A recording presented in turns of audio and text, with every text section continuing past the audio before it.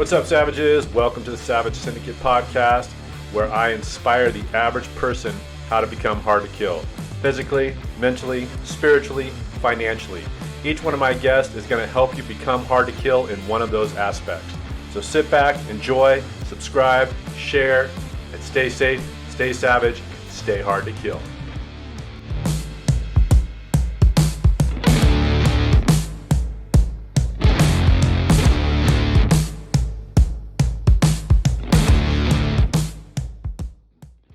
All right, you guys, welcome to another Savage Syndicate podcast. My guest today is Tim Stout. I'll just read his quick bio here. He's a husband, realtor, investor, co-founder of Apex Predator training course. He's a BJJ Blackbelt and author of the book Forged in Fire, 50 Fight to Win Tactics to Help Your Business Succeed. So thank you, Tim. I appreciate you coming on. When I was researching you, I didn't even know about the book. So I'm excited to talk about the book, but welcome. Thank you for coming on. I appreciate you having me. Thank you. Yeah. So let's just talk about a little bit about your past, how you got into fighting, and then we'll just kind of roll into it, from there. Okay. Well, I grew up fighting. Like it was, I had 4 brothers, 2 sisters, small house, small town, 3 red light town in Northeast Tennessee. You fought for everything. You fought over everything. You just fought. Started out early in karate. That's all I ever wanted to do. I did very little team sports. I always wanted to do karate. And I did that until a boxing gym opened up in my hometown. Then I started boxing and very quickly excelled in that, golden gloves. Did that for a pretty good while. Stopped regular boxing, started lifting weights and doing the tough man tournament stuff, which I shouldn't have been in just because of my skill level, but I still snuck into several of those and was able to cash some checks. And then once they told me I had to quit fighting in the tough man tournaments, I didn't want to get back into boxing because I love boxing, but the idea of boxing, I didn't care much for. Mm-hmm. So everybody kept telling me to meet this guy named Casey. It's in Northeast Tennessee. Like, you got to meet this guy. You got to meet this guy. So I meet the guy. And at this time, I was probably 220. I had a 400-pound bench, 500-pound squat. I was Golden Gloves boxer, a 16-time tough man champion. I was tough. And this kid he was probably 28 at the time, but he was about 160 pounds, about 5'8", and he was a jiu-jitsu guy. Mm-hmm. And so we got to rolling, and he just just folded me up like a cheap tent, like over and over and over. And before that day was over, I decided that I was going to have to learn that. So that was my start. Yeah. Yeah. It's interesting. Most people think like me, I got started, I just walked into like an underground fight thing thinking 225, 6'2", I'm going to throw people around, and I got ragdolled, and I was hooked ever since. I'm like, how is this little guy 150 tying me up like a pretzel and making me tap? And I was hooked to it. So it's very similar. I didn't enter the contest and the tough man stuff like that, but very interesting how we started the fight career. So how important is it to you? I know because you now have Apex training, Predator training. How do you get people into that? How do you teach, and how important is self-defense to the average person who is not maybe an ex-veteran or a police officer, or just an average citizen? I think self-defense is something you have to have. I think if you don't have it, you're always going to question yourself. It's going to affect your confidence. It's going to affect how you act in life, and it's going to affect how you succeed or don't succeed. Because I think it's got a big thing with success. And I own an MMA gym. I've had it for probably about 15 years now, and we do really well with that. I teach Tuesday, Wednesday, Thursday, 6 a.m. class. That's all I teach anymore. I do an advanced no-gi, and on Wednesdays we do a police training. Like, we allow all the police officers come in free in the area, and we do some situational stuff, some pinning stuff, some cuffing techniques, some stuff that helps them, and we focus a lot on that. But the Apex Predator, it stemmed from one of the guys who come to that Wednesday class. His name is Warren, and Warren is like, he's been on the SWAT team for years. He was the Georgia State Patrol, and he's trained the SWAT team guys all the way from, like, we're running AR platforms, pistol platforms, sniper, clearing rooms, like everything. Mm-hmm. And so we got to talking. I was like, I've always wanted to teach a class that was self-defense in firearms training, because it doesn't matter how good and effective you are at self-defense if someone has a pistol and they're 15 foot away. Like what you know is void, and Mhm. it's null.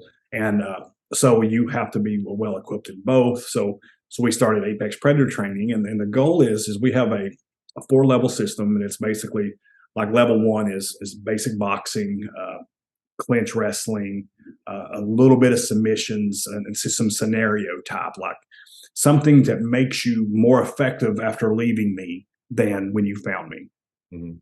The pistol training is basic: what is a pistol, how to carry a pistol, how to draw a pistol, how to reload a pistol, how to move, some basics. Then we go up to the tiers of 2, 3, and 4, and it's tactical reloads, it's firing on the run, it's firing with your offhand, off eye, a lot of that type of training. And then we'll bring in, after that, we'll have AR courses, sniper courses. And what I'd eventually like to have is have like some Navy SEALs come in, and like you get different ones, and they'll come in, they hang out for 8 hours with a crew that comes in, and you just experience that, and just build the camaraderie. The same thing, we're speaking offline about the jiu-jitsu, the camaraderie you develop when you're trying to strangle each other is ridiculous. And Yeah. it's very similar, like with any type of training where you're training for your life, and the camaraderie is very important. Yeah, I had Clark Impastato on, my last guest. He's an ex-Navy SEAL, and now he's a big jiu-jitsu guy. Yeah. And I asked him, a lot of the Army Rangers, Navy SEALs that I talked to are all heavily into jiu-jitsu. And I asked him what the correlation was. And he said just that. The family that you become as a Navy SEAL or a Ranger or Delta, you do everything together, you live, breathe, everything. And then he says, once you leave that, the closest thing that I've found in some of my other ex-Marines and stuff is through jiu-jitsu. So Wow. I think, like we were talking before, it's like it's true. Most people think we go in there and just beat the shit out of each other and drink beer and just talk shit. And it's like it's exact opposite. Like it's such a family oriented.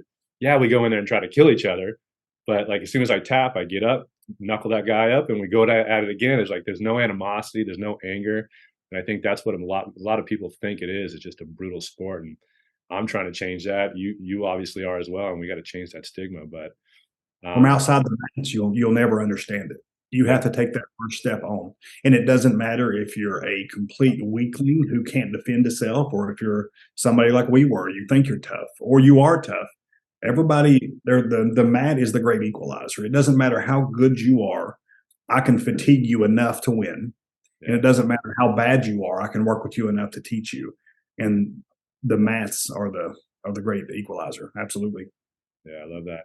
When you said you train police officers, do a lot of them? Because I know a gym I used to go to, they opened it up to police officers and it's free training. He says just they don't come in here.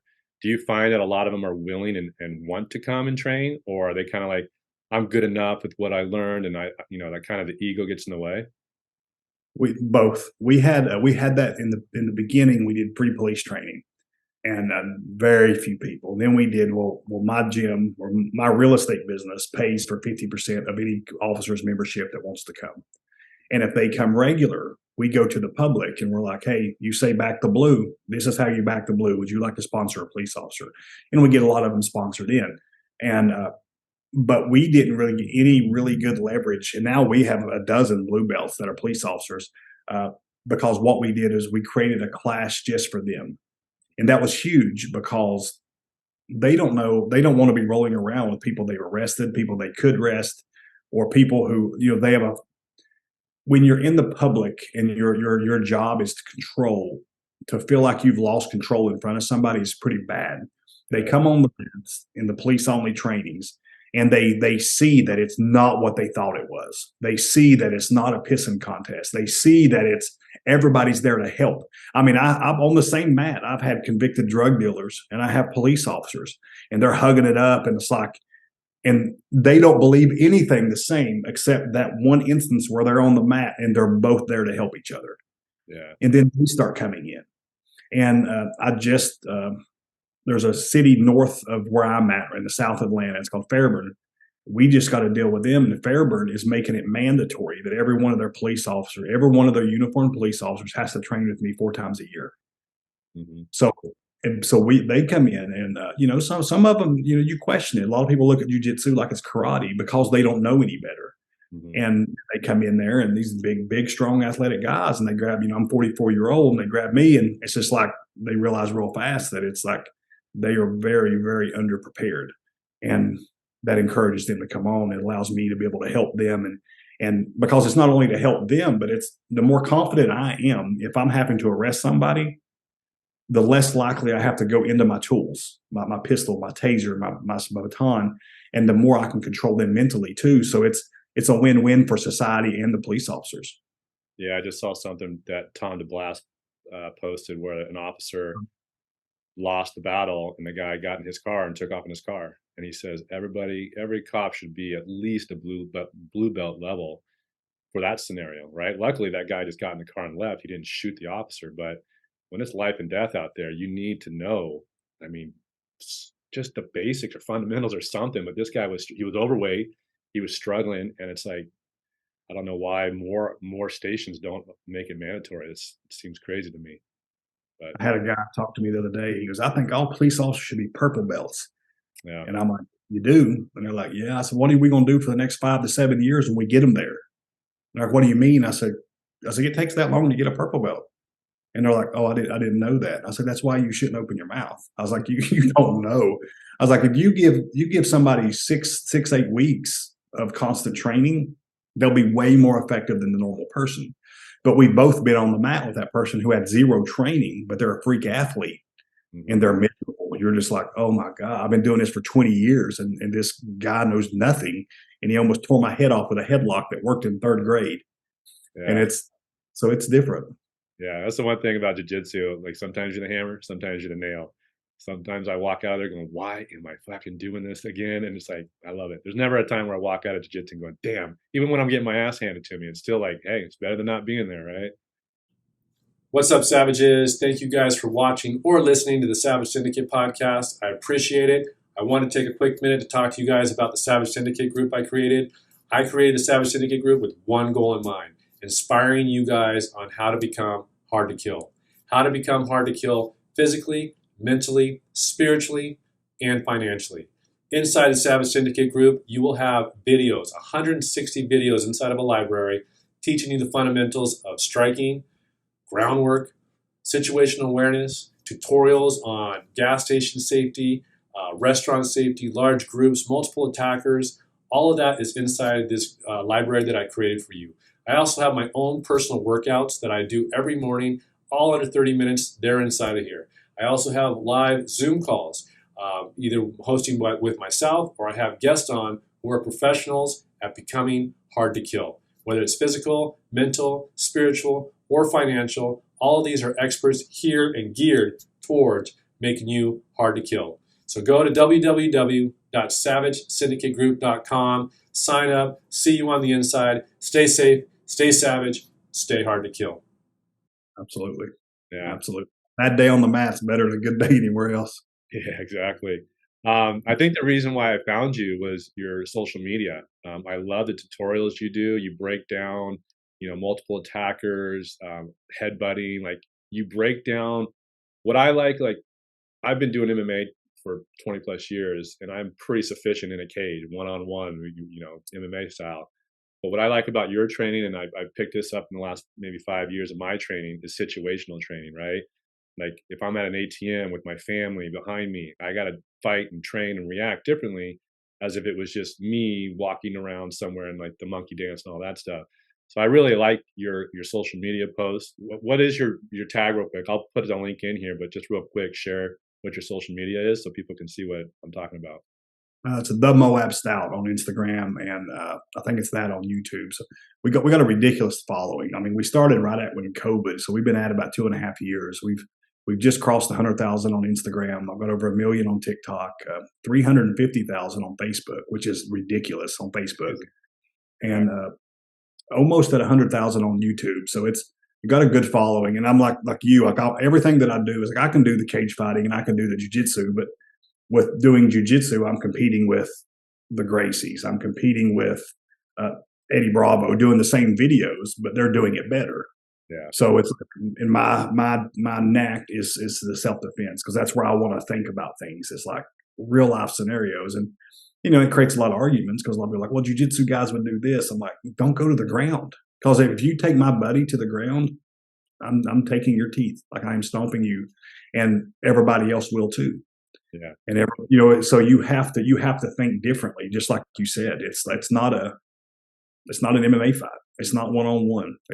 You never know. And I think you'll never run out of content, because all you have to do is watch the news for 5 minutes and you'll be like, okay, what could I do in this scenario? And it's the age old fight, right? That's why the UFC started. Karate can beat Taekwondo. Taekwondo can beat Jiu-Jitsu. So I think the content you put out there is awesome, and you'll never run out of it. So kudos to that. I know you have a short amount of time here, so let's jump into your real estate endeavor. How did you get into real estate, and talk to us a little bit about that? About 11 years ago, I retired from fighting. I had a fight in New Mexico, and I decided I had some limited abilities from injuries, from lifting weights and boxing. Like my elbows, that's as far as they'll bend in, and that's as far as they'll straighten. So I can't defend chokes. And I got up in a choke in New Mexico by a guy that I really should have had no business being in the ring with me. Like he was there to lose 100%. Ended up beating me in a guillotine. And I was just like, I'm done with this. And then I wanted to be in sales because I wanted to get paid for what I did, not what I was supposed to do. I worked in factories my life and worked in gyms, and everybody made $10 an hour, $20 an hour. But it was in my DNA to work harder than everybody else. So I wanted to be paid for it. So wanted a sales gig. And if I was going to sell something, I wanted something with the biggest commission and the highest price thing I could do, which is real estate. And in between work ethic and I have I'm not a smart guy, but I am obsessed with learning. So I've read, 500 books. I don't watch TV. I don't listen to the radio. It's podcast. It's education. It's what makes me better as a person, self-development. So I've really dove into that. And now I have a team of about 20 people in South Atlanta. I got a team of about a dozen people in East Tennessee. And, we'll close, 400 deals a year.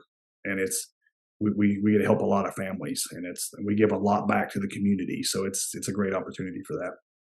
That's awesome. Do you see, do people recognize you in the area, or do they know your fight background? And does that help you sell the homes? In the beginning, it didn't. I was like, nobody wants the guy who's been hitting the head for 20 years to help sell a house. Like this guy's been beat up pretty bad. Yeah.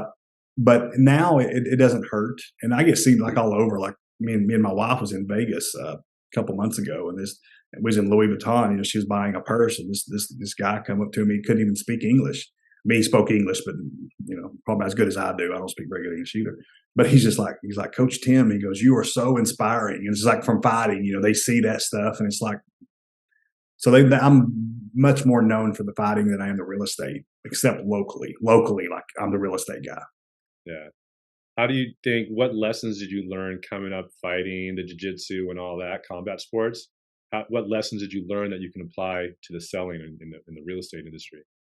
And that's the entire book, the 50 Fight to Win Tactics of How to Succeed in Business, because I grew up extremely poor, like an 800 square foot house, 4 brothers, 2 sisters, mom and dad, and 3 bedroom, 1 bath, like super poor. We pinto beans, 6 meals, 6 suppers a week, because I thought it was my dad's favorite meal. And then to realize that the whole family gets to eat for 80 cents. And between growing up those lessons and fighting, that's what the book's about. And it's a lot like you don't have to be the smartest. Hard work will always beat talent. And it was like, I was able to be obsessed, taking care of people, doing the right thing, putting in the extra hours. The things that made me successful as a fighter has made me successful as a real estate guy and a businessman, because now, I own a dozen businesses now and a couple different states. It's set me up because of the work ethic. And that's something that there's a shortage of right now is work ethic and doing the right thing. And that's something that I base all my businesses on. And it come from fighting too, because I have friends and family who grow up just like I did that don't have the same drive. And I don't think I had it until I started fighting. Mm-hmm. And then I was able to you develop it then. Yeah. Where can people find the book? Is it on Amazon? Amazon, yeah. Yeah, we're coming up with the second one. Me and my ghostwriter back in Tennessee, Ariel, we just finished the second one. We're getting like the title work and everything done now, but it's going to be how to sell 100 homes in a year. And so it's going to be just real estate based, but that's, I do a lot of real estate coaching with clients and stuff too. So it helps people get the framework. Most people don't want to close 100 houses. Most people couldn't fathom. The average successful agent closes 8 deals a year. So to close 100 is unfathomable, but this gives you the framework to do more than you are now. Mm-hmm. You mentioned that you don't watch TV or listen, you only listen to podcasts and self-help books. What are some of the books that you would recommend, or maybe some of the podcasts that you listen to? Let's see, the books. I love the David Goggins books. I love those type of books. Simon Sinek has great books. Start with Why. Grant Cardone's 10X Rule. David Kesey's got a great book out about mindset. Podcasts. I'm big on Carrot Cast, which is real estate investing. Bigger Pockets, real estate investing. Like those are a lot of the ones that I do. Like things that help me mentally go forward, helps me invest, helps me work with my investors. But it's constantly going. Like it's like I don't listen to TV or radio. I don't like music too much either way. Even when I was fighting, I didn't listen to music. Really? I'm big. I read books. I love to read old school books like Turning Pages. But I have music on 24 hours a day. It just switched from Halloween music to now my wife's into Christmas. And I said, babe, what happened to Thanksgiving? We're just bypassing Thanksgiving. But now, yeah, we always have music going on in our house. Are you in any masterminds? Because I'm all about masterminds. Excuse me. The books, podcasts. I'm like you, absorbing it all. And I also am part of some masterminds that are hugely beneficial to me.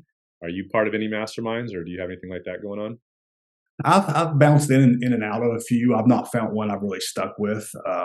David Kesey has the league. It's like a coaching group, and I'm one of his coaches, and I'm heavily into that. But it's I'm always looking for those type of masterminds because you're the median, the 5 people you hang out with the most, and you can definitely, like, you tell me what you're reading, listening to, and who you're hanging out with, and I can tell you where you're headed as far as success. And it's when if I elevate people I'm hanging out with, it does nothing but elevate my success. So I think masterminds are crucial. What are some you are in? There's one, Mark Evans, and he actually always says, if you're hanging out with 5 jackasses, you're the 6th. So I really put that to heart, and it really made me dive into what am I reading, like you just said, like every year I kind of take an inventory of what podcasts I've been listening to, what books I read, and it depends on how my businesses are doing. Like, am I just reading shit that isn't, I also like fiction books, spy novels and all that, but it tells me, it could kind of paint what my year looked like on what I was absorbing. So Mark Evans has a really good mastermind group.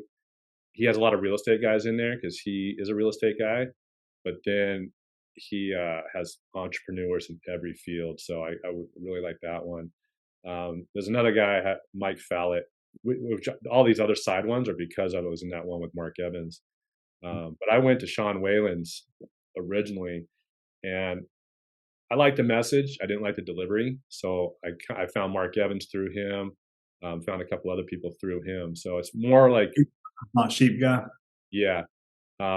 He's kind of gotten a little arrogant for my taste now, but it's like like anything I do, being taught is like, okay, hey, this is what you can do. Like, even in fighting, this is what you do. This is how you do it. But if you yell at me and degrade me, like, you piece of shit, you're a loser if you do, I'm like, F you, like, let's fight. Like, right. I don't do well with that kind of way. And that's kind of his message or his delivery. And I met him and we were talking, he was always saying, like, my masterminds we might go cage fighting in the backyard. We might do this. So I'm like, hey, let's do this. So I went up to Utah to one of his events, and I told him, I shook his hand and said, hey, I was ready to do some MMA. And he's like, you're not trained enough for me. And like walked away. I was like, who the fuck are you? Like, I know you have this big following, but damn, dude, that's kind of arrogant and a pissy thing to say. So Especially when you don't know who you are. Yeah. But I was just so turned off by that. I was like, why am I investing any time and energy into this kind of shit? So I met Mark Evans through that. They're really close, and I just went up to Mark and said, hey, how you doing? I like what you got going on. And so I ended up joining his. And he's, having people, and he has high caliber guys in that group. And what I find beneficial is kind of like we were talking about earlier, you got 5 people. If they're all dipshits and doing this, you're the 6th. So I have access to high level guys in these groups that I can text, I can call, and that is so beneficial to me. It's like, I'm not asking advice from somebody who is not where I want to be, right? Everybody who I'm taking to, listening to, is there's somewhere I want to achieve, whether it's fighting, whether it's business wise, whatever level. That's what the masterminds help me get to, is like, there's people there that where I want to be. I can expedite that by joining the group and, having their ear and doing all that. So that's why I join them. And just, I'm looking at my whiteboard now with all these little nuggets that they share and stuff like that. So I love them. But like you said, I like podcasts, books, and all that stuff as well. So as much information as I can get, like you, I'm always learning. I never think if I'm the best in the room, I'm in the wrong room. So I'm always trying to put myself in some high level rooms for sure. But yeah. You said that about the lion's not sheep guy. There's another guy out there now who's a sales coach, and he's like in your face and he's everywhere. And and that's the same thing that drives me nuts. It's just like people who are attracted to that are weak people who are looking to be led. Mm-hmm. But people that are a lot of people who's going to pay for these masterminds, they're already leaders. Yeah. Like, you know what I mean? It's like, we need educated, we need mentored. I'm like you, don't talk down to me. Don't tell me what I have to do or what I need to do. It's just because I'm like you, when it comes to that, we can fight about it. Like, we can fix this. Yeah. And it's, but not everybody thinks that way. So yeah. And that's what's interesting, is you get people who yell like that and then they don't know the first thing about fighting. It's like, well, you better back it up, because if you talk to the wrong person, yeah, you're gonna be eating your teeth and you won't be doing these speeches for a while. But well, Tim, I really appreciate, I know you had a time crunch here, so I don't want to take too much, but I really appreciate you coming on here. Like I said, I've been following you on social media. I watch and absorb. You're one of those people that I listen to and I want to, emulate because you're doing it so well. So again, thank you for coming on. I appreciate it. Real quick, I know you talked to it a little bit. How can people find you on social, your YouTube, and all those channels that you're on? What's the best way to find you? The Moab Stout on Instagram and Coach Tim Self Defense on YouTube. Okay. Well, yeah, you guys go check him out. Like I said, he has great tutorials. He puts a little bit of humor in there. I see some of your guys back there smiling and joking around. So you got a great crew over there. Again, thank you for coming on. I appreciate it. Everybody stay safe, stay savage, and stay hard to kill. Thank you, guys. Appreciate you. What's up, Savages? Thank you guys so much for watching or listening to that podcast. I really appreciate it. If you guys want more information or more content like this, visit me at www.savagesyndicategroup.com, where you could also join the Savage Syndicate group, where I have over 160 videos in a library of all things teaching you guys how to become hard to kill. So again, I appreciate it. Thank you for the support. Stay safe, stay savage, stay hard to kill.